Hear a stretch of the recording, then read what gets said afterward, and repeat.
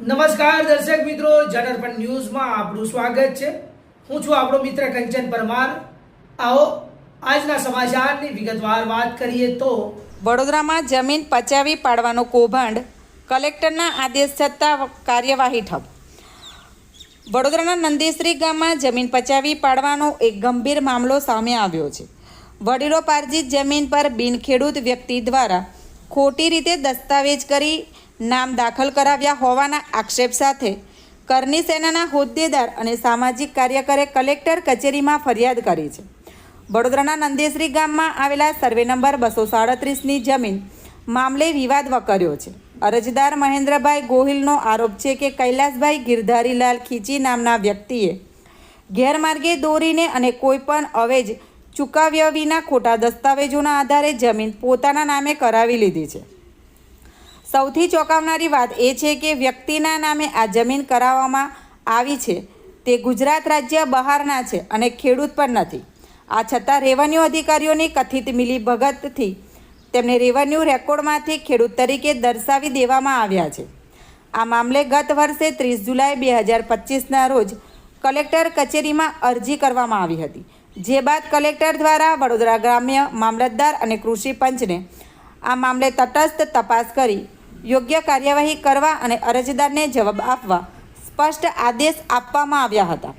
જોકે કરની સેનાના અધ્યક્ષ ભગીરથસિંહ પરમાર લખન દરબારનો આક્ષેપ છે કે કલેક્ટરના આદેશને મહિનાઓ વીતી ગયા હોવા છતાં સ્થાનિક મામલતદાર કચેરી દ્વારા આજ દિન સુધી કોઈપણ કાર્યવાહી કરવામાં આવી નથી કે અરજદારને કોઈ પ્રત્યુત્તર પણ આપવામાં આવ્યો નથી।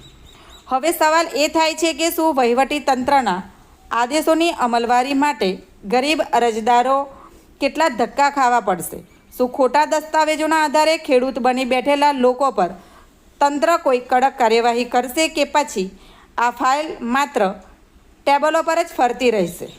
ખેડૂતોની જમીન છે, એ જમીન બાબતે મૂળ અરજદાર મહેન્દ્રભાઈ ગોહિલ દ્વારા વડીલોપાર્જિત જમીનમાં જે તે સમયે ગુજરાત રાજ્યમાં ખોટી રીતે ખેડૂત બનેલા કૈલાસભાઈ ખીચી કરીને વ્યક્તિ તેમને આ લોકોની જમીન પોતે ખેડૂત છે એવી રીતે બતાવીને જમીન ખરીદી હતી।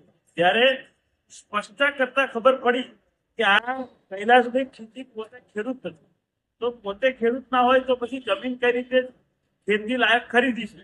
આ બાબતે ભૂતકાળમાં સિંધિયાની જમીનમાં આ કૈલાસભાઈ ખીચીનું નામ નીકળી ગયેલ છે, તો પછી કલેક્ટર પોતે ઓર્ડર કરે છે, તો પછી કલેક્ટરનો ઓર્ડર આ નંદેશની જમીનમાં કેમ ના થાય? એ બાબતે આજે રજૂઆત કરવા માટે આવ્યા છે।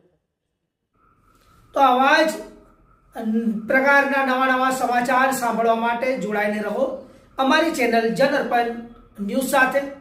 અમારી ચેનલને લાઈક કરો, શેર કરો, સબસ્ક્રાઈબ કરો, તેમજ આ વિડીયોને વધુમાં વધુ શેર કરો। આપ અમારા સમાચારની સ્ટોરી સાંભળ્યા બાદ આપની પ્રતિક્રિયા રૂપી કોમેન્ટ જરૂરથી લખી જણાવજો, જેથી અમને ખબર પડે કે આપ અમારી સાથે જોડાયેલા રહો છો। ધન્યવાદ, નમસ્કાર।